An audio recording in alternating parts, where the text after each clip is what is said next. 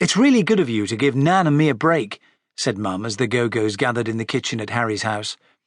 You could see from the look on her face that she knew it wouldn't be easy for them to keep Frederick happy.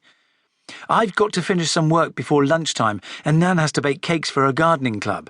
We've already had to change his clothes twice this morning, so do try to keep him clean as well as happy." She leaned down and set Frederick's sun hat straight.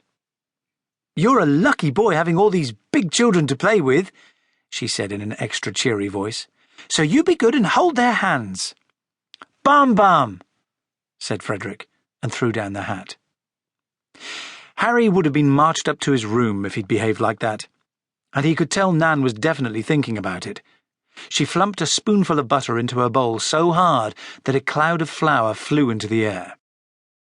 "Who wants to go on my skateboard?" asked Charlie, stepping forward quickly. "It's a special one called Dragon."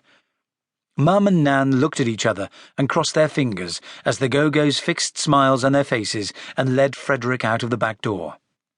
Charlie put the board down on the grass and hopped on. Frederick ran at her and tried to push her off it.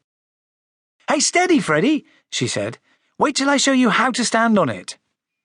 "Not Freddie. My name is Frederick. Call me Frederick J. Brettenberger," he shouted, still pushing at Charlie.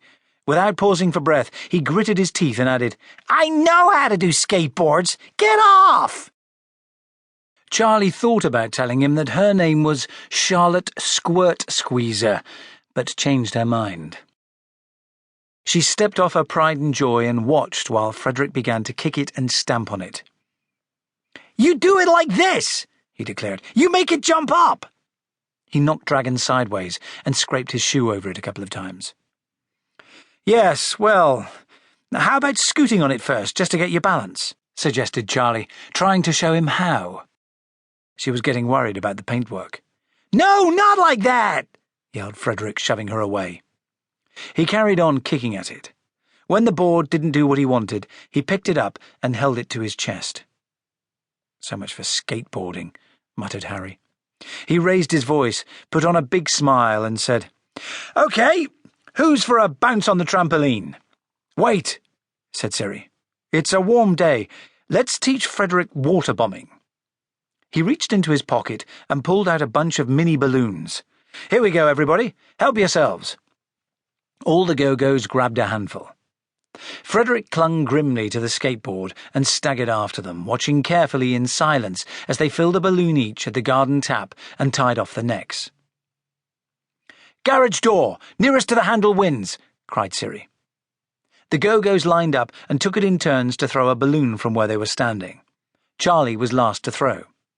Splat! Bang on target. "Great shot!" everyone yelled. "Your turn now. I filled this for you," said Siri, holding out a bulging red water bomb to Frederick. "Take one of these and see if you can hit the garage door with it. You can go closer if you like." Frederick was in such a hurry to get hold of the balloon that he forgot he was holding the skateboard and smacked Siri round the ear with it. "Ouch!" wailed Siri, falling on his back, and then splat as Frederick whacked the water bomb in his face. "Give me another one!" shouted Frederick, squealing with delight. The rest of the Go-Go's decided to play safe and hastily tucked their unfilled balloons into their pockets. Frederick was furious. He snatched back Charlie's dragon board. "I hate you all!" he announced. "I'm going to tell Harry's mommy." He started to head for the back door. "Oh, no," muttered Harry, and then he called, "Who wants to go on the trampoline?" "Me!" chorused the Go-Go's. "Come on, Frederick!" They dashed over to the other side of the garden. "Let's have some fun!" Nimbly, Jack clambered up the ladder onto the trampoline. He did a few warm-up bounces, then a backflip. "Look at that!" said Siri.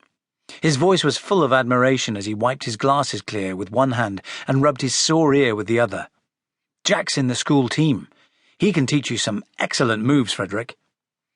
Jack lay flat and looked over the edge of the trampoline. "Come up and try it, Frederick," he said, reaching down. "Give him a leg up, Siri." "No! Me do it!" screamed Frederick.